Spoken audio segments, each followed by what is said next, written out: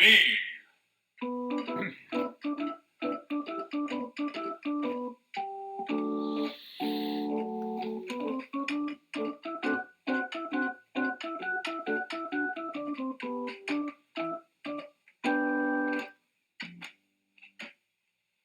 The bee. Rotund, industrious, fuzzy-wuzzy. What are its mysteries? Since the dawn of time, man has longed to know of its secrets. Man sidles up to the bee. The bee is uninterested. Man attempts to distract the bee with attractive cavortings. The bee looks in the other direction. Man says, "Hey bee, sup." The bee suddenly becomes interested in the next flower over. The bee comes from the hive. What secrets does the hive contain? Man must investigate. But it is too small to put his head into. Man fetches his child, but it is too small to put his child into.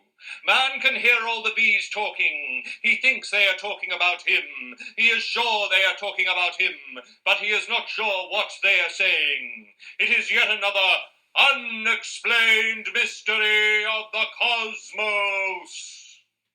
From where did the bee come? Legends tell of an ancient quest to the lands of Azanthura, where man underwent 7 trials of strength and endurance and cunning to prove to the goddess that he was worthy of the bee. Okay, Asia. They probably came out of Asia. Or Europe. We just don't know. It's a mystery! Honey, that sweet-flowing ambrosia of the gods. The bee makes honey. Man covets the honey. The bee stores the honey in golden combs in a secret location. Man is clever. He is the cleverest of all the beasts. He finds the honey. He takes it from the hive. The bee is angry. The bee stings the man on his face, on his legs, even in the concealed places beneath his loincloth. Man runs with the honeycomb. He shouts, "Ouch!" in whatever word it is that ancient people use when they mean, "Ouch!" The honey is waxy. Oh, so waxy. Man resolves to just get golden syrup from the supermarket next time, or whatever the heck it was they did in the Stone Age.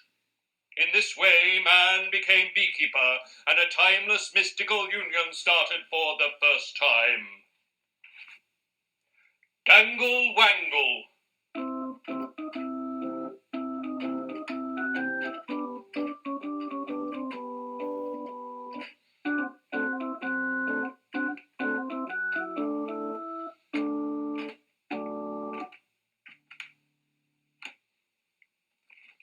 Beekeeping has meant many different things to many different people over many different times, in many different lands and many different countries, in many different ways, which just goes to show how alike we all are, really. Bees have been kept in logs, wooden boxes, straw baskets, hollow stone cavities, logs again, reed baskets, trees, and also logs, and there has been stinging, so much stinging, even unto the beekeeper's dangly-wangly bits. Why did you sting me there, little bees? Why? Yes, it is clear bees love their beekeepers, and beekeepers love their little bees. That's why they squeal in horror every time they go near the hive. Ah, keep them away from my dangle-wangle. Communication between man and bee is so important, after all. But what do the bees really want?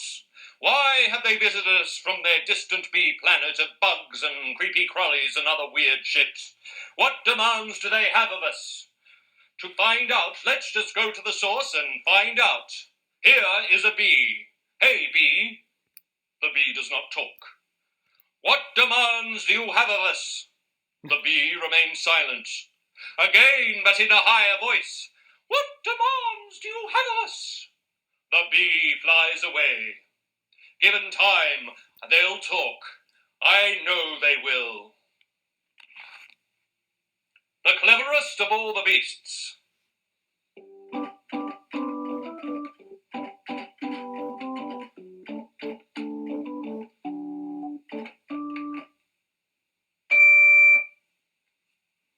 Man is frisky. Man multiplies over the face of the earth.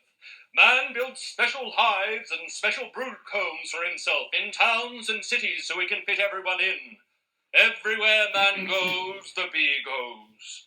Man looks at this pitiful beast, condemned to living in cramped conditions in a box with thousands of others, working itself to death. It is well that I am not like that, says man. Man is clever. He is the cleverest of all the beasts. Can he keep the bees in the living room of his flat to save space? He cannot. Man is clever. He is the cleverest of all the beasts. Let us examine the bee. How big is it?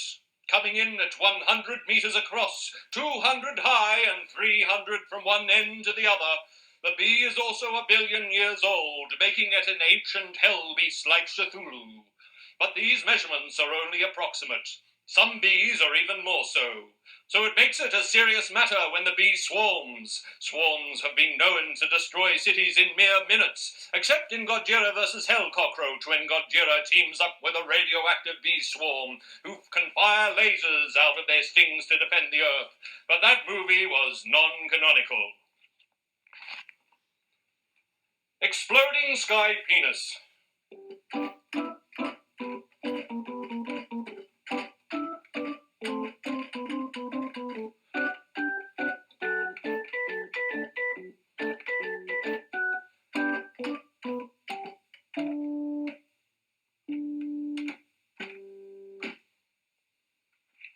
Ah, love, the happiest time of the year, when a young bee's fancies lightly turn to thoughts of exploding sky penis. No one knows just what impels the queen bee and her drones to these aerial orgiastics, but it's a good thing they do it up there. If they did it in the living room, the drone's penis would explode with the force of 20 loaded semen bombs. After mating, the drone dies, which is an experience he remembers for the rest of his life. And the queen goes back to the hive to become an egg-laying slave until she is so exhausted that the other bees kill her mercilessly. Ah, love. As the bee advances progressively into the future, things happily look positively optimistic for this most fashion-forward of beasts. It will continue to forge upwards by moving onwards into and ahead of its time, which it is on top of. Yes, it is clear that for this mysterious insect, the future, so full of unknowns, looks bright in a darkly secretive way. But who knows what lies ahead? Anything is possible for the bee. The end. Or is it? Click to add subtitle.